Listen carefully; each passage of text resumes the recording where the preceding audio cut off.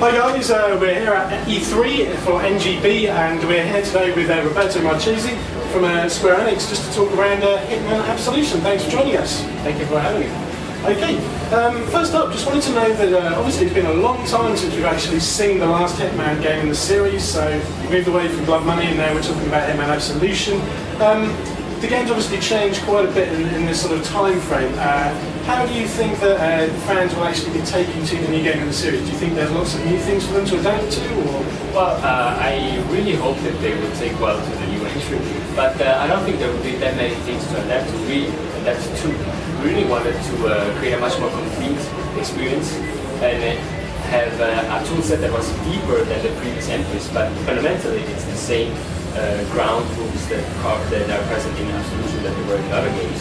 What we are showing here in E3 is a classic Hitman style game.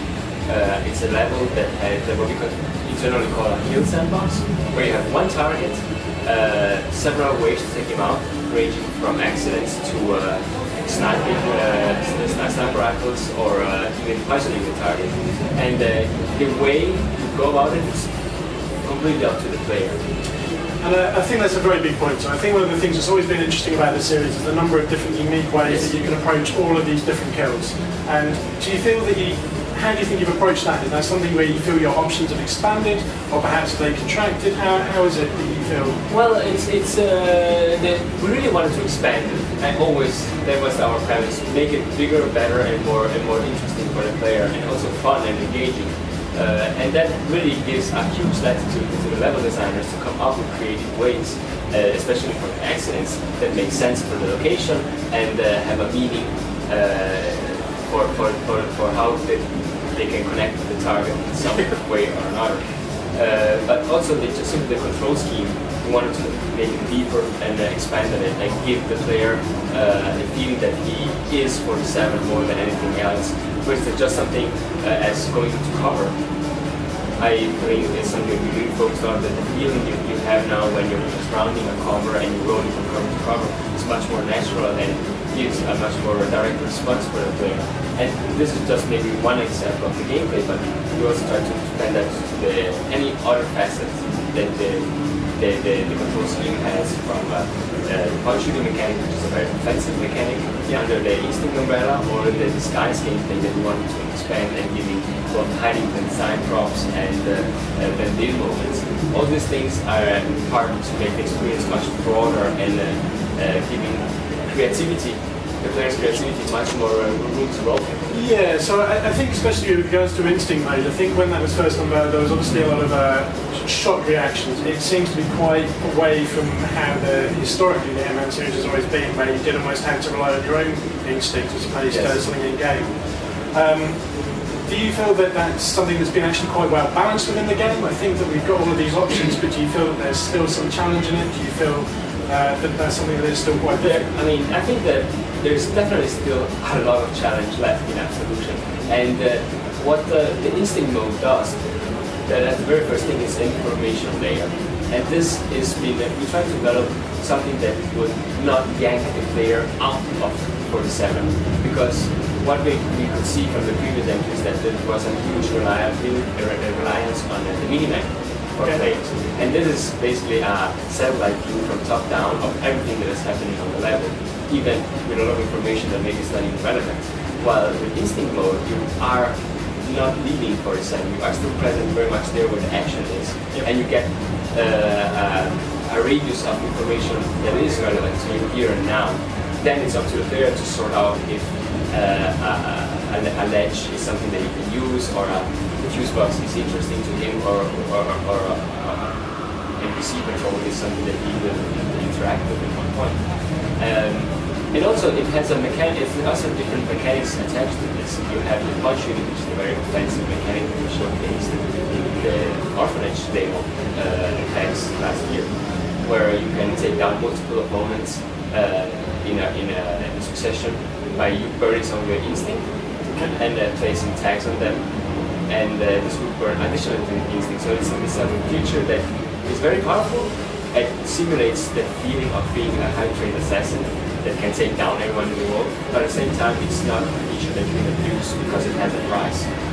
And to this thing we also developed defensive mechanics that are much more tied into the disguise gameplay. If you have enough instinct and have the right disguise, you are able to fool NPCs that are wearing the same disguise as you. Okay. Because this is one of the major changes from the disguise rules that came in the previous games. If you're a cop now, a cop can see through your disguise, which they couldn't in the previous entries. But this in a way makes sense because you're wearing, he's supposed to be a co-worker of yours. He can get confused for maybe some seconds, but he wouldn't completely disregard it. Exactly. And there you can actually burn some of your instinct to perform an act, to be a bit more into the being a cop or whatever it is that you're doing at this moment to fool the NPC for additional precious seconds. So you're talking about a lot about the different variety of ways that you can approach all of these scenarios. I think one of the things that instantly springs to mind when you start to discuss anything along those lines is how have you approached how I as a player should be replaying the game? Obviously you've got these different paths that you can take. Do I develop when I go down a particular path? If I go down the stealth path or the action path, do I develop? Am I going to then need to restart the game to then proceed down another path? Or? Well, path is very much a geographic thing. It's like it's a physical thing in the world, and that's not the approach we have taken. The approach has been much more holistic. We wanted to develop an AI that was flexible enough that no matter what play style you choose, and whatever you start at that play style on the level, the AI will be able to adapt to what you're doing. In the King of Chinatown, then we're showing here on E3, you have a target that's basically placed in the middle of the level, and you have different accidents and options sprinkled around the level. But you can go in full-blown action anywhere on the level, or you can try to sneak your way around anywhere on the level. One of the pillars that is really important for us gameplay-wise is that there is no forced combat in Hitman Absolution. You have the tools to wreck the entire city, but you don't have to kill anyone but your target.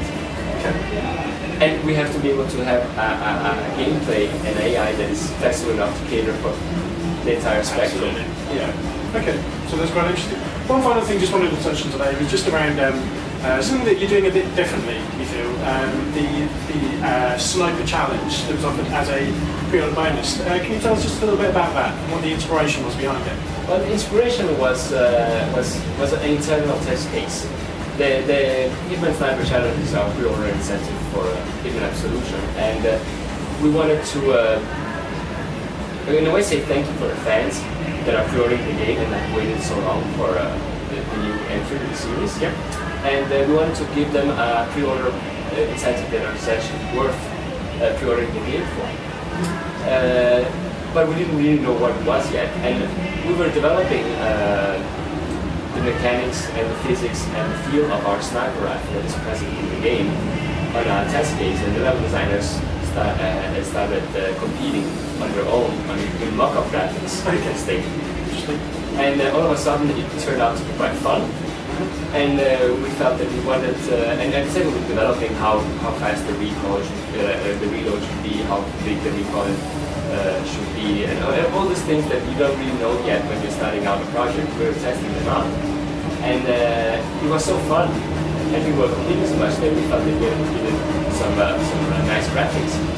And then all of a sudden we were going from having just a test case with the mock-up to having a really nice fun level to play well. And one thing led to another, and all of a sudden we realized that this was actually a really awesome pre-order incentive, and we felt like we needed to take it out and people have to experience it and be able to compete. No, absolutely. It's something makes a big difference from, there's a lot of negativity around pre-order bonuses, and I think it's quite interesting to be able to give something a bit more interactive, something that people can get their hands on early to really give them a feel for the game. That is what makes this truly unique in my mind, because usually most pre-order incentives are tied into when you receive the full package.